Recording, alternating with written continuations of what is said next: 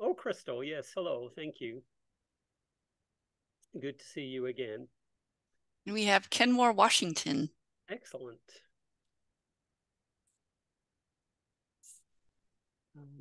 Good. I think we should start.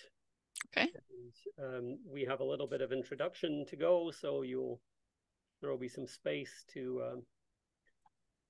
for other people to join as we go. So welcome everybody. Thank you so much for attending and coming to this particular webinar that we have entitled Process Before Product, Strategies for Harnessing the Benefits of AI in the Classroom. Of course, my computer will now not advance. There we go. So first off, we'd like to introduce ourselves, and I will ask Dr. Hovious to start off. All right. So I'm Amanda. My name's Amanda Hovious. I am an assistant professor, second year here at SLIM. I come from the University of North Texas for my PhD, which was in information science. And I teach foundations class. So I get all the new students, the 801 students. And I'm also teaching next semester multiple literacies in libraries and advanced research strategies, which is mostly doctoral students. And then my research interests include multimodal reading, emerging literacies, digital accessibility, really anything that where technology and cognition intersect. And I'm Andrew Smith. I'm an associate professor here in SLIM. I'm currently teaching research, collection development, genealogy. I also have an interest in indexing. And I also teach our global experiences classes, frequently visiting Serbia. My research interests include cross-cultural teaching and learning, OER and low-cost educational materials, and various aspects of international librarianship. But also I'm interested in digital accessibility, particularly of older materials. And so that's sort of where I'm coming from. Both of us actually have a background in instructional design, which is where some of this webinar comes from as we're thinking about AI and how it affects our teaching and learning. And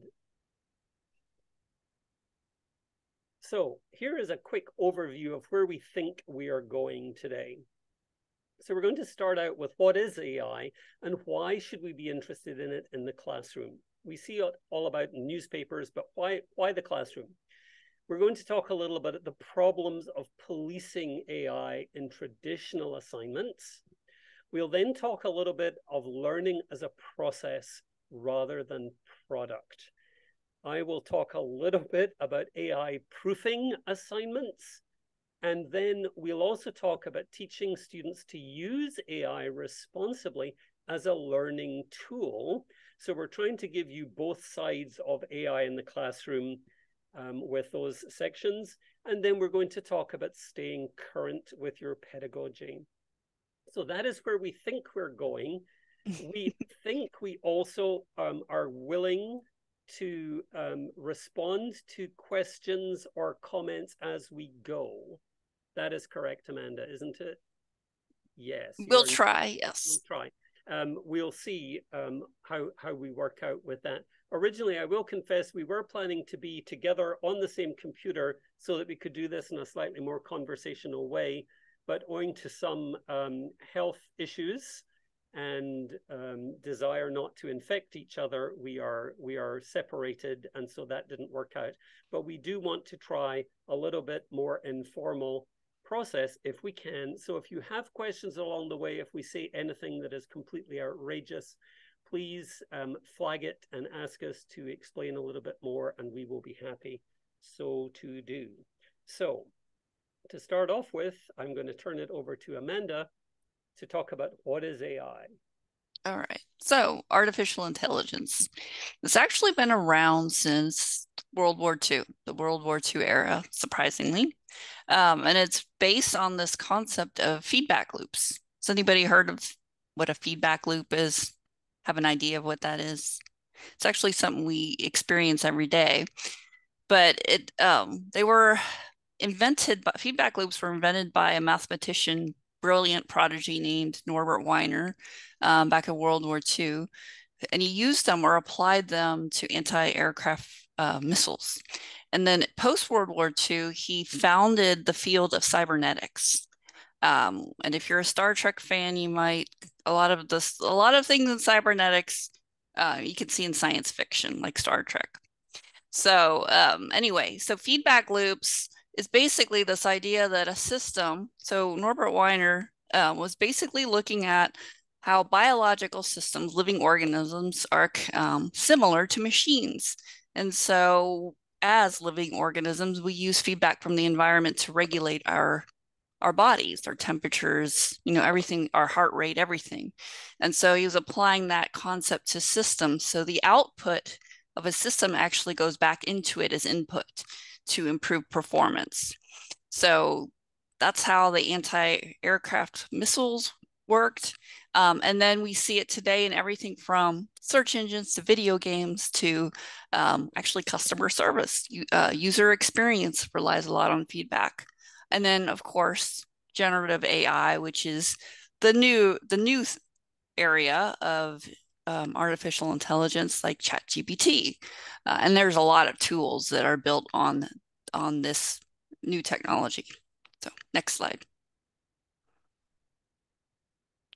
So the question is, and I think I have seen a lot of people confuse ChatGPT with a search engine, and they try to use it like a search engine, but it's not anything like a search engine. So whereas a search engine's retrieving information, GPTs, which stands for Generative Pre-trained Transformers, are ChatGPT in particular is built as it's a large language. It's built on the corpus of text.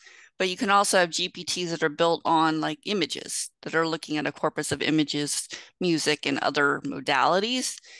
But basically, it's generating from a corpus of text. It's creating information, creating something new. And it's all around this idea of probability. So looking at, let's say, a sentence, it's trying to figure out the probability of the next word in the sentence. And see, if you take a look at this diagram, you have the Trevi Fountain is in the center of, and then you have Rome being the probability of that being correct, 96% versus Buenos Aires. That information gets put back into the system and it's trained on that. So it actually goes through the entire corpus of text and gets trained on that to develop an understanding of the rules of language. So language itself is very systematic, rules-based, and quite predictable. So that's how ChatGPT works. And so when you put in a prompt, it's actually generating information. So you're not retrieving information like you would with Google or another search engine. It's actually creating information. It doesn't know where it's coming from. It's just generating it based on probability. So essentially, when we use ChatGPT, we're playing with probability. All right, next screen.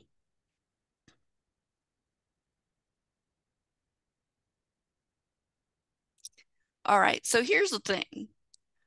A lot of students are already using ChatGPT. How many of you in here in this webinar have played around with ChatGPT or some of the other AI generators out there? You could just raise your hand or put something in the chat.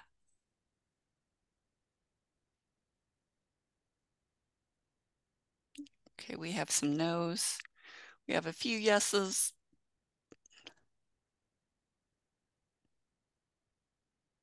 Well, the reality is that it's being used. It's here to stay. It reminds me a lot of when Google first was introduced sort of to the public in, I would say it was the late 90s.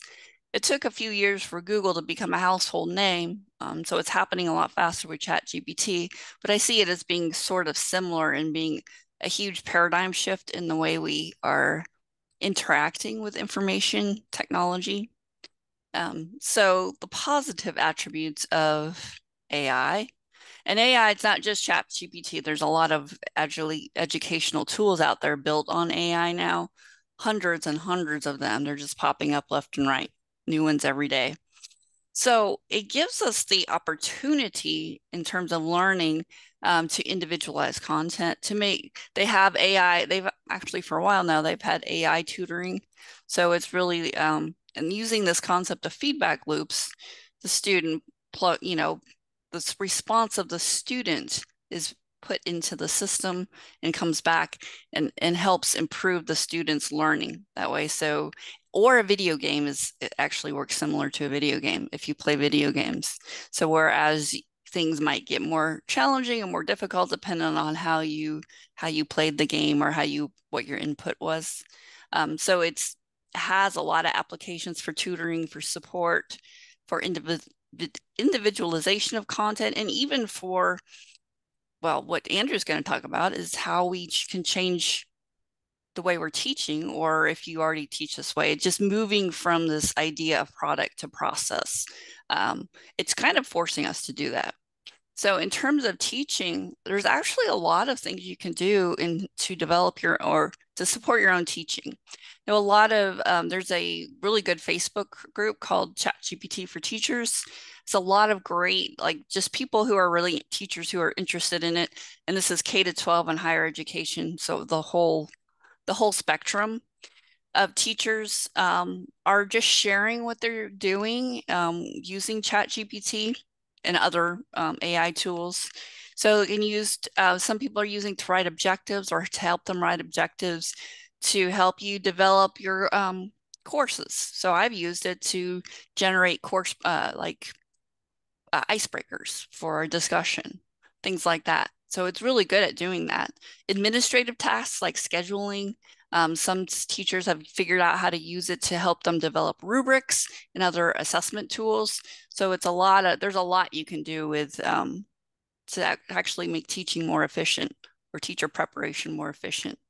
Negative applications here, we have cheating, of course. If you might have experienced this with your own students who are using ChatGPT and other tools like that and are using it to create work and then, turning it in as their own. So they aren't really doing much. It's taking away their opportunity for learning. But there's also some legal and ethical implications here, and you might have read about these in the literature and the news. Like, for example, there's, I think, some lawsuits now by authors and publishers as to the content in these corpuses, like ChatGPT and these other what are they using, and where they didn't get permission from the authors or publishers to use that content for their GPT, which is, this is a new area of or a new issue. So is this a copyright violation? We don't know. That's still being discussed. There's ethical implications for the same reason. All right, next slide. Okay, so here's the thing. So we know students are using it. A lot of students are not using it well. They don't know how to use it. I mean, this is brand new. So we're all kind of in the same boat with this. They need to learn how to use it in order to be able to sort of harness the good parts about it. The problem is we cannot really determine whether someone's used AI any longer. So back in the spring, all of these AI detectors came out. Like, Turnitin even has, which is, usually, the learning management system has its own version, or did. I don't know if it's still in there. And claim that, if you ran a paper or something through there, it would tell you what percentage is AI generated. The problem with this is that as much as they were claiming it was accurate and valid, it's not reliable. So I've even put some of my own works through AI detectors that predate any kind of AI generators, and they show up as having some amount of AI generation when I know that they didn't. I think I read that the US Constitution was put through there and had like 100% AI generated, which is obviously we know that's not true. So they are just simply not reliable and should not be used. But there are ways actually to determine if a student has used AI in their, and they haven't disclosed that they have. So if they turned in a paper that's completely AI generated, there are some characteristics. One of them is that AI generation, as I said, it's not information retrieval. It's generating information, and sometimes that information is false. So there are often factual errors in there that you have to read it closely to identify them. There's sort of a pattern of language that ChatGPT in particular uses. I call it robot language.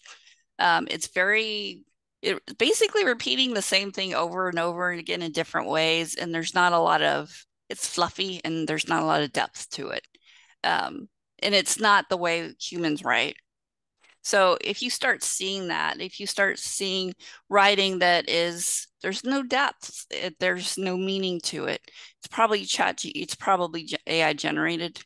If you see factual errors, that's a red flag. So those are the things you'd want to look for instead of running it through an AI detector and accusing a student that way. You can just look at the other characteristics of what AI generated texts look like and maybe change the way you grade based on that. It says this was a Inside Higher Education article recently.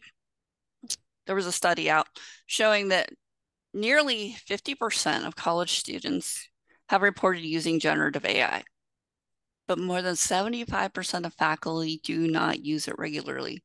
This right here is a big problem. And it also creates that problem with relying on AI detectors, but not actually understanding how AI generators work. So this is why we have to actually change our teaching with this new paradigm.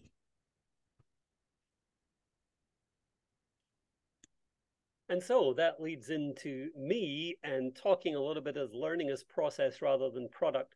And this came out of our discussion that we were having about some of the difficulties of dealing with the bad uses of AI in instruction.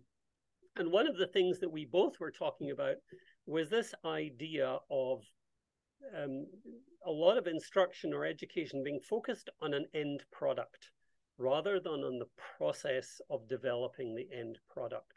And if you think about it, there are a lot of problems with this product view. One of the biggest things is that it has a monolithic view of a task. So think of your 5th grade science project.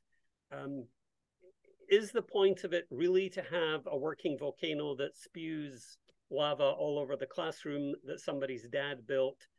And what is actually the learning for the student in that? Or is it a much less, quote, impressive, unquote, thing that a student actually developed themselves, which may not look as good, may not be as spectacular, but actually resulted in some student learning? So again, the monolithic view, it's not really seen as the result of component parts or processes. And the end result is a single entity, the science project, the report, the paper, and it's only that single entity that is graded. It also tends to be really quite inflexible. So the end goal dictates the process rather than the component processes leading to a particular end goal.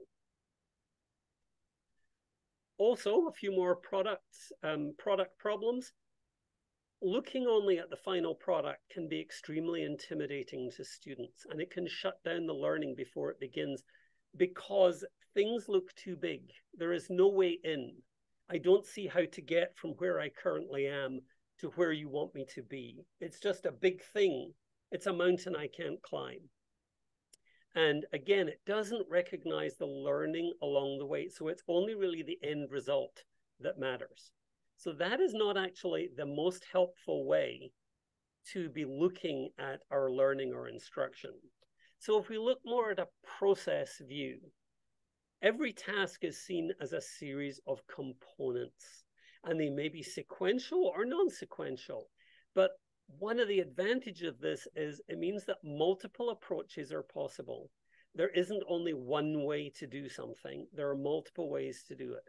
It can be very flexible in its approach. Different approaches may lead to a different end result, but while still achieving the same learning goals. So is a paper the only way to go? Is a presentation equally okay? Is a web page equally okay? Is a poem equally okay? Why does it have to be a paper? If we are achieving the same learning goals and able to demonstrate those learning goals. And then the more you break this down into bite-sized pieces, the more it is perceived as achievable by students, because complex learning tasks can be attempted one step at a time. The other thing is the process view tends to recognize the learning in each step. So it recognizes individual skill sets and subsets of learning rather than there being a huge big thing that, quote, proves, unquote, that a student has learned something. And also this idea of the process makes it much easier to employ Gagne's 9 events of instruction. I'm laughing a little bit at myself. Amanda's laughing too. We're both, as I said earlier, have a background in instructional design. And quite often, when I'm thinking about a, quote, new problem, it very much helps to go back to an old solution. And Gagne's 9 events of instruction really first were discussed in 1965 in his Conditions of Learning book. But for those of you who are not familiar, and for those of you who are familiar but just can't quite remember, Gagne's 9 events of instruction are these: the idea of gaining attention, informing the student of the objectives, stimulating the recall of prior learning, presenting the content, providing learner guidance, eliciting performance, providing feedback, assessing the performance, and enhancing retention and transfer. Now, if you think about a very large task, such as a summary paper on a whole semester learning, doing the 9 events of instruction for one huge thing becomes an enormous task. And every single part of this starts being enormous. Whereas if you look at splitting something into more component parts, then the 9 events can be constructed for each component, and everything is much, first of all, it's much easier to do. Everything's in a smaller bite-sized piece, and it's much easier to help students accomplish the steps along the way than if we just have a big thing. Also, we're paying attention to what the steps are along the way. I think too often we forget that we're really concerned with the component skills. So at the end of the day, a big research paper really doesn't matter all that much, especially if it's written by AI. If it's written by AI, the student has had basically no participation in it at all. But very often, when we're looking at other performance issues with big papers, either buying it off the web or indulging in rather a lot of cutting and pasting from Wikipedia, we're also missing out on those component parts that are vital to student learning. So let's look a little bit more at some, there we go. How you might AI proof some learning assignments. So I'm going to talk a little bit about, quote, AI proofing some learning assignments, and then Amanda's going to talk about harnessing AI into assignments. So we've got 2 different things going on, but we're very much focused on the same thing, which is genuine student learning.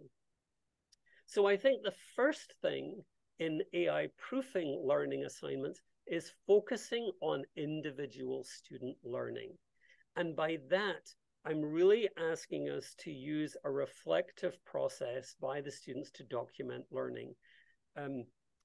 Anytime we ask students simply to produce a thing with the emphasis on the thing, we're not really considering as much as we should the processes and the individual student learning along the way.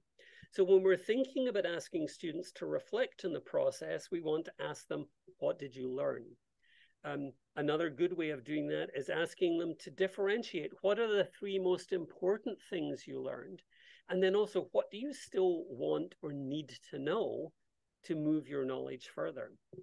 Notice that the reflective process can be used multiple times throughout assignments. It's not just an end of the course. It's not just an end of the course questionnaire, which I actually use this in all my classes. The last step everybody does as a class assignment, yes, they're doing a standardized questionnaire for review purposes, but they're also doing something which is shared with the other learners in the discussion forum, which is, what did they learn? What do they still want to learn? How could the course be improved? You can use this multiple times, and notice you can use different modalities. You can have students do this individually. You can have students do this in pairs. You can have students do this in groups. You can have students do this with an online discussion. You can do it in a written format. There are multiple ways to help the students reflect on their learning throughout the course. And every time they're reflecting on the learning, they're bringing that knowledge back into use, active use. They're also understanding from their colleagues what other people have learned, which in turn opens up new understandings of the material to them. Also, here's another way of making AI less able to fake it, and that's focusing on real-world assignments. So as much as possible, can you mirror real-life situations in order to make the learning relevant, to encourage transfer of the learning, to individualize the assignment so that it's less able to be easily replicated by AI, and also maintain student interest? And one way to think about this is to allow self-selection of assignments. And when I say self-selection, I really mean selection of a particular topic, or from a set of limited choices, or it can be completely open, but with instructor approval. And as soon as you start doing something that is more individualized, that has not been done before, then obviously it's less easy for AI to produce something, because there simply isn't the material in the database for it to use to generate a reasonable or an unreasonable response. So here are some examples. I have 3 examples for you, which I can skate through. And so this is a class and collection development. And so the idea of a real world assignment is to develop a collection to address an actual community need, but it must be situated within a real library. So every student has to select a real library and then look at the community surrounding that library in order to identify a gap in the collection, and then propose a collection to fill that gap. They must write an addendum to an existing collection development policy. So not only must it be in a real library, it must be a real library with an existing and accessible collection development policy. They must then provide a materials list with costings and item justifications. Notice that all of these things are completely individualized to the student's choice of the library and the collection they are choosing. They must work within a limited budget. They must also develop a promotional plan, which includes developing a web page or a LibGuide. There also must be a project reflection.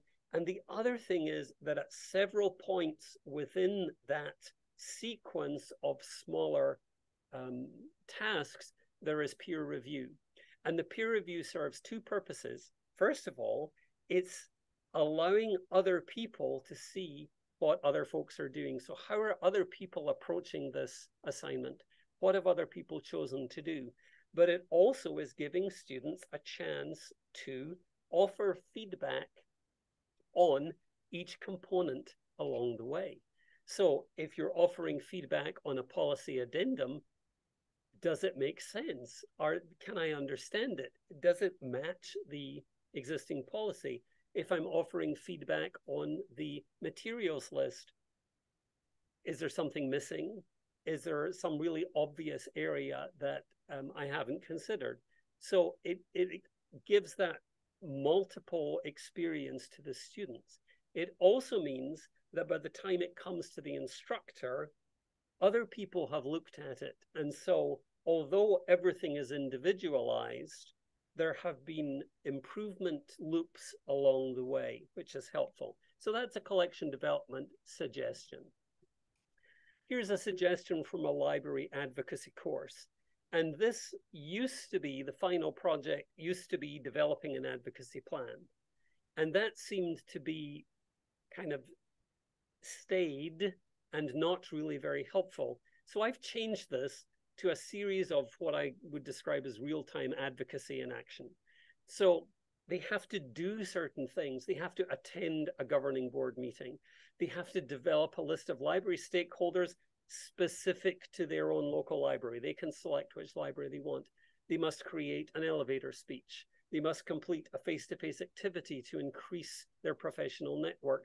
They must write to a decision maker advocating for a specific library or library issue. They must identify an appropriate situation and deliver that elevator speech, and then provide a feedback on that. They're actually providing feedback, so there's a learning reflection element in every single component of the, quote, final project.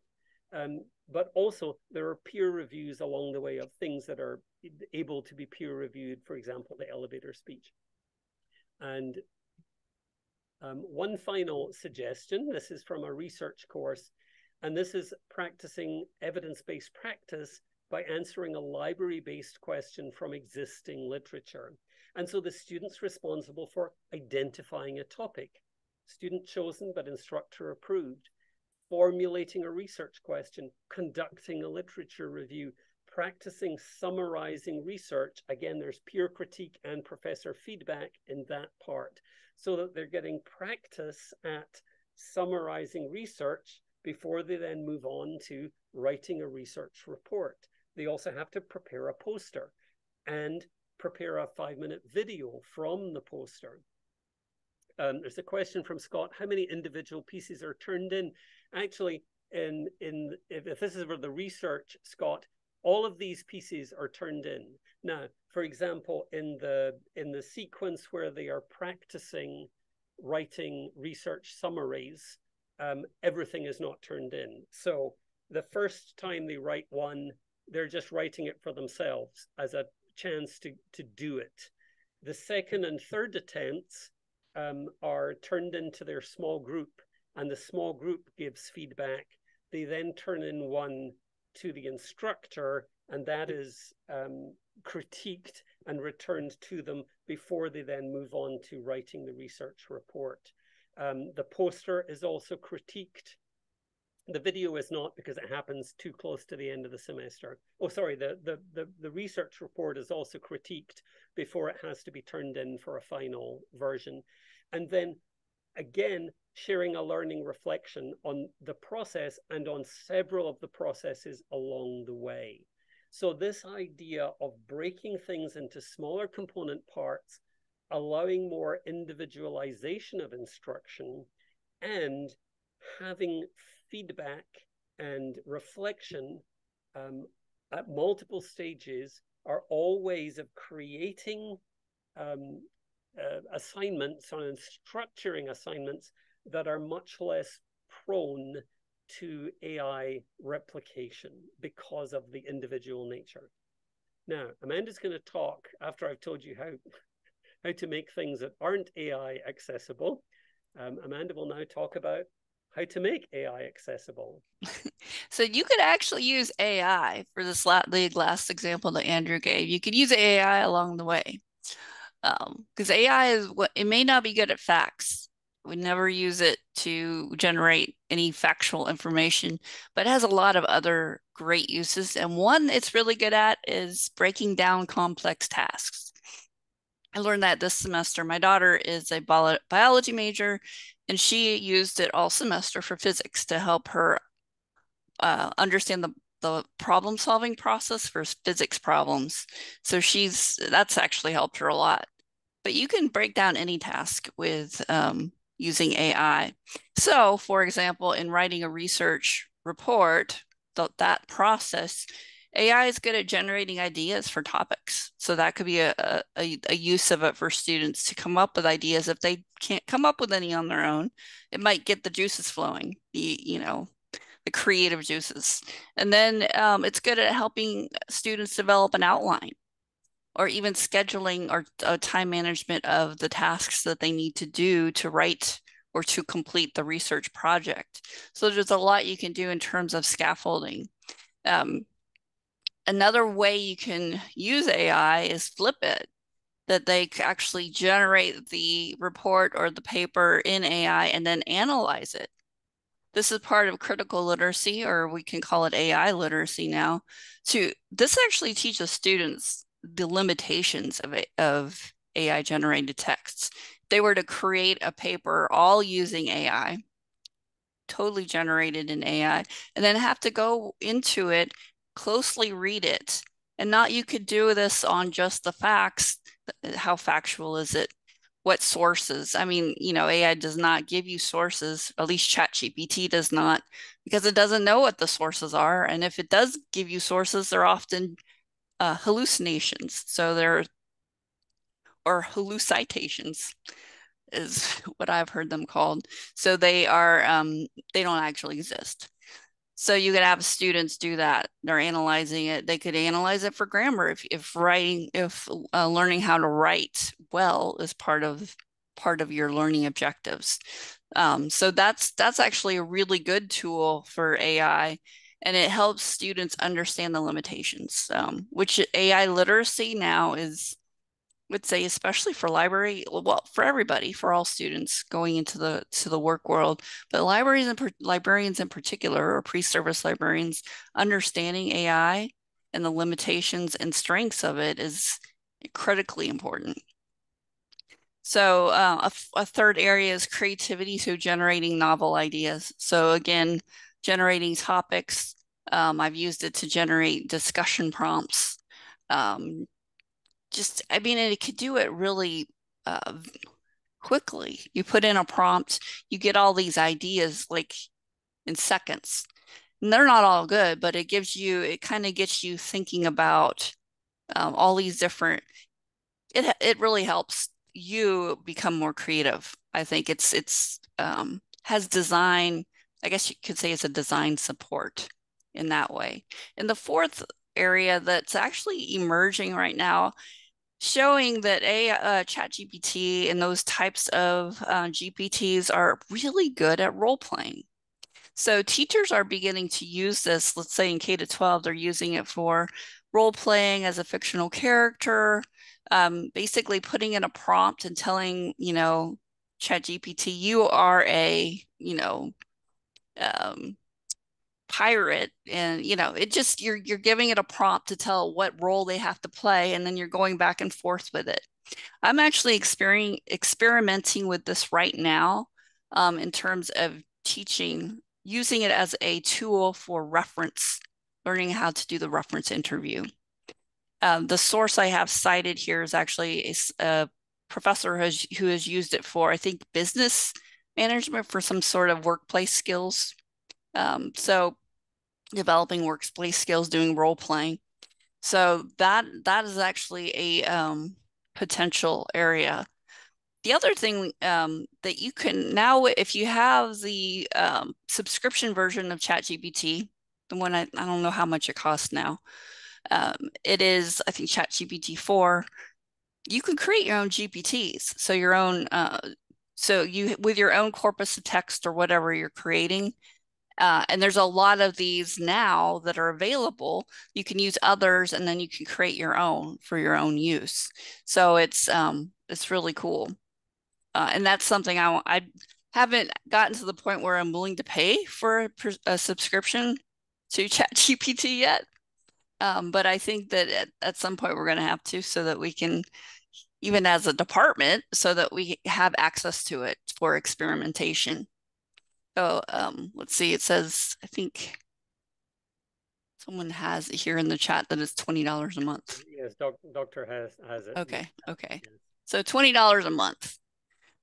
That's a little rich for me right now, just for on my own, but I think that it is definitely worth down the road as a collective to maybe get a subscription to it so that we can use the full breadth of it. But there's a lot of potential for AI, and we're just at the tip of the iceberg. So if you're really interested in using AI and harnessing its potential, I strongly recommend joining some of these social media groups like the ChatGPT for Teachers. There are a lot of just like Edutopia and all of these educational or ed tech websites are now posting all kinds of like blog posts and things about ways in which AI can be used. So there's a report I have actually in the references. The U.S. Department of Education is getting on the bandwagon, and they're really looking at this in terms of K-12 education as well, and how it can, the potentials of it, and also the ethical issues surrounding it. So you're really taking us into the next slide, which is staying current with your pedagogy, because the world is changing. The biggest thing is to be aware of the educational environment, I think, and teaching and learning is changing rapidly. We've just been looking at this. There are technological changes. We're also being told that our students are changing. And it's not just young students who are changing. The student population in general is changing. There's increased expectation or demands from students, but also for us, from administrators, from accreditors. It's a very different place than it was even 10 years ago. I would encourage you to build in some time to read and explore. This is not something that you can master with one 1 hour long webinar. We are delighted you're here. We are appreciative of your support, but you're not going to learn everything there is to know about AI or any other development simply by attending one event. You must build in some time to read and explore. And after all, this is why we need to employ those lifelong learning skills. It's in every set of standards of every accrediting agency anywhere is lifelong learning. But this is exactly where this comes into play. We need to be employing those lifelong learning skills for us, even as teachers, because that's where we are. The other thing, and my beautiful quote from Hitchhiker's Guide to the Galaxy, don't panic. Everybody else is in the same boat. Nobody is far ahead of the curve, no matter what it may appear. Nobody is far ahead of the curve. As much as you can, collaborate and share. And that is part of the reason for our webinar today, is we are trying to share some of our discoveries, some of our wisdom, such as it is, with colleagues, collaborate and share with students. Don't be scared to try something new. Let students know you're trying something new and ask for feedback and suggestions.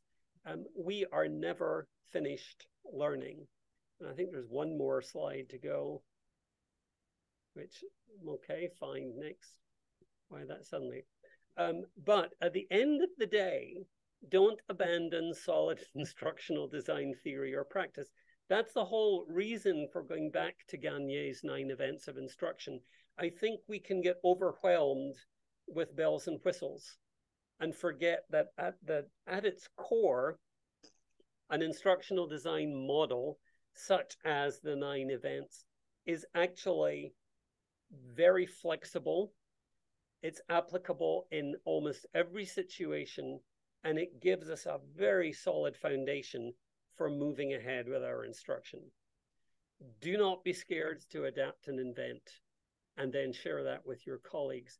And the last thing I'm going to suggest to us is we need to be reminded more often than instructed. That is a quote from Samuel Johnson, the English diarist from the 17th century. But it's so true. We keep looking for, oh, I need to learn something new. We do need to learn new things, but we also need to be reminded of what we already know. So we need to be reminded more often than instructed. Thoughts, Dr. Hovious, before I move on here? There are references, and we're just ready now for questions. And we actually have 14 minutes for questions if questions. Well, I do have one more thing to say. Yes, and that is that one of the roles I see for librarians, particularly school librarians and academic librarians, is to be curators of AI tools.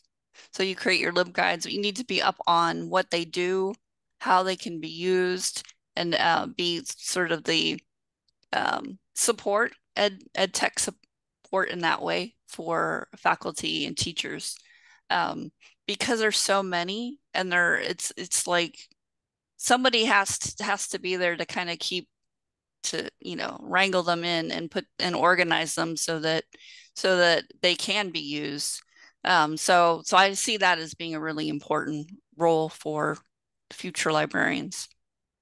I just said, I guess universities will purchase various AI tools for their faculty members, staff, and students.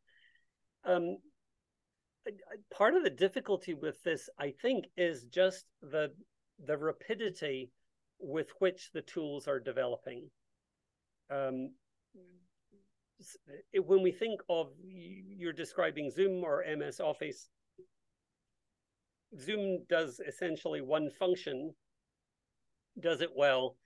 Office, if you think back to when we were thinking about Word, or for those of us who go further back, WordStar or WordPerfect, those sorts of things were very limited in what they were setting out to do. Now, they were immensely complex within their single task. I think part of the difficulty with AI is that they really don't have those same sort of boundaries that a word processing program or a video conferencing program has. And because development also can be fueled by the AI products themselves, it means this is not it's not a stable target. It is a moving target, and it is a rapidly moving target.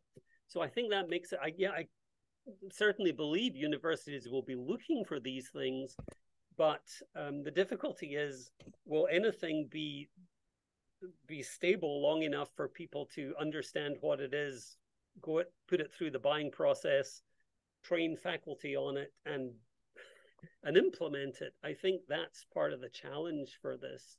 Well, one thing what we're going to see is that, and we're already seeing this, is that existing products like Microsoft or like Grammarly is doing this are embedding AI. They're bringing AI into their existing tools. So we're going to see that probably first before a generated. Now, I would say research institutions are probably subscribing to ChatGPT-4 and doing all that so they can study it. But we're already seeing this in existing tools coming in.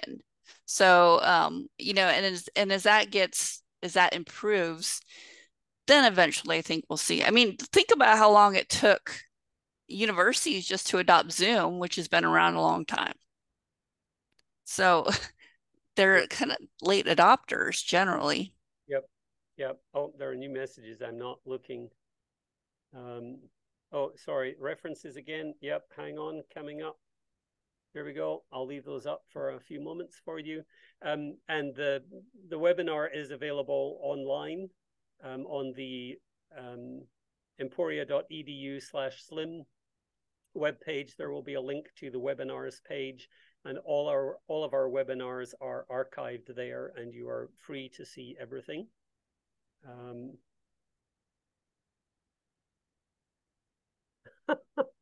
Yes, indeed. I actually was never a WordStar user. I was a WordPerfect user. but there we are. Are there other questions, comments, things people would like to say? Feel free to unmute and make yourself known, Dr. Hay. Yes. Yeah. Thank you, Andrew. Thank you, Amanda, for this wonderful webinar, for this share. If you remember the question that I asked in a previous email, I asked that from one of the courses that I am currently teaching, I had a student asking about how to find out a Creative Commons pictures to use in their websites. So I told the students that if they really could not find out those pictures with a common creative license, then they can narrate what they want in what they needed in the picture, and then use an AI tool like the DALL-E tool by OpenAI to generate the AI pictures, because the AI generated pictures are not considered copyrighted for now. I mean, yeah, so they can use those pictures on their websites. So my question is, do you believe that is a good practice to let students do this, to use AI to generate pictures or anything not copyrighted, and then put them into their like a course project? And what are the differences between generating pictures and using AI and generating a course paper using AI? Okay, well, I'll answer that.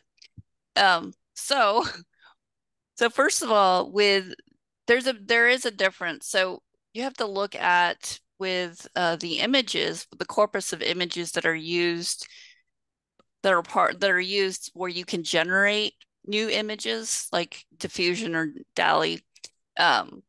If they're all public domain or copyright free, then creating new images is not a problem, and you would just have students cite, the source of their image so that they would say it's, from whatever AI generator that they used. So that's fine, and you can put that into your assignment as something that you would allow. There are more problems with text, because text language itself is far more predictable than images. So first you have this question of, are the texts used in the corpus, let's say ChatGPT, are they all public domain? We already know that that's not true, because publishers and authors are suing for copyright purposes. Secondly, if you're telling students up front, you have to create you have to demonstrate your knowledge of whatever topic and write this paper. Well, they're not demonstrating their knowledge if they're just having AI generate it. And that's so it's really tied to the learning objectives as well. An image generally, unless maybe you're in an art class, a graphic design class, which could be a whole different assignment. But if you're doing like web design and you're just saying, well, you can use these images, that's a whole different learning objective or use of the image than if the whole project is that they have to create the image. Let's say a graphic design student, that might actually not be a good thing to have them use DALL-E or diffusion to create the image, because they haven't done any of the work themselves. You see the difference there? And then the whole text, the issue of ChatGPT and then copyright and all is still under play. We don't really know what's going on with that, how that's going to play out in the courts. Are they going to get sued? Are they going to have to be paid royalties for the use of their texts in these corpuses? So there's a lot of issues, ethical issues around that as well. Sorry, I am trying to multitask, and anyone who knows me knows that that is not a good thing. I should just have put the the link to our webinars page in the chat. And evidently that annoying little beeping sound was a fire alarm in this building, but I didn't realize it was a fire alarm because it was just very, how shall I say this, quiet and restrained. I'm used to fire alarms being rather loud and insistent. But anyway, so I've posted the link to the webinar site. That's the webinar site where the upcoming webinars are listed, but also there's a link to everything that's archived, and there's 4 or 5, 6 years of archived webinars there, and please make use of them. That's what they're there for. We have just a couple of minutes left. Are there any questions, comments, anything you'd like to ask us? Well, we have Scott who commented that I've seen a couple places that when citing an AI, you should include the prompt you use and the AI. I think that's good. That's a good good practice. So, I mean, I'm sure APA is going to come out with something in their next edition on what to do. Yes, I'm sure,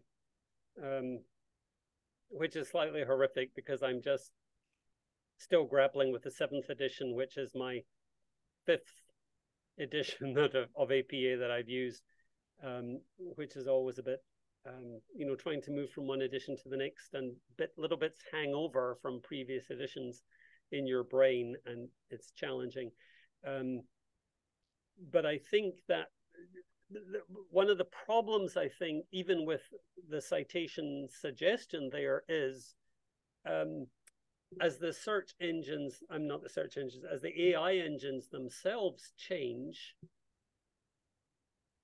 is what they are doing replicable? It's never replicable, right? Because when you put a prompt in, you can like redo the prompt, the same prompt over and over again, and get something different. So then, what is a citation to? Is a citation simply to an engine and says we use this? It's not a citation to something that is retrievable, right? Which then starts making a citation really, you know, what then is a citation? That is a question that is further than we are able to go today, but it would be an excellent subject for a future discussion. Folks, thank you for attending this webinar. We really appreciate your interest. We appreciate your support. As I said, please do look at the webinar archive. There are all kinds of fascinating things there. It's entirely free. It's completely open. We are librarians. We are committed to open access to information. It is our mantra. It is our professional being. So as much as we can, we make everything available to you. Thank you, everybody who's attended. Thank you, Dr. Hovious, for partnering with me in this. It's been a pleasure as usual. And if there are no further questions, the other thing is we did have our email on the initial slides. I can probably put that back up for a second. Give me 1 second and I will do that. But we are happy to answer any questions you have. If you want to email us individually or together, happy to talk, happy to collaborate, happy to do whatever we can to support you as your library school in Kansas or wherever else you happen to be. And my one last parting thought is that AI, this is here to stay. I think it's worth everyone's time to just experiment, play with it, see what it can do for you. You know, some people hate it, some people love it, but I think we can all figure out how it can work for us. I hate it in terms of its writing. I think it writes awful, and I think that it's I don't know how anyone thinks that that's good, but it does do a great job for me in generating ideas. So which helps me. Okay, thank you. Thank you again, everybody. And at this point, we will stop the webinar and move on along. So thanks, everybody. We hope to see you again soon.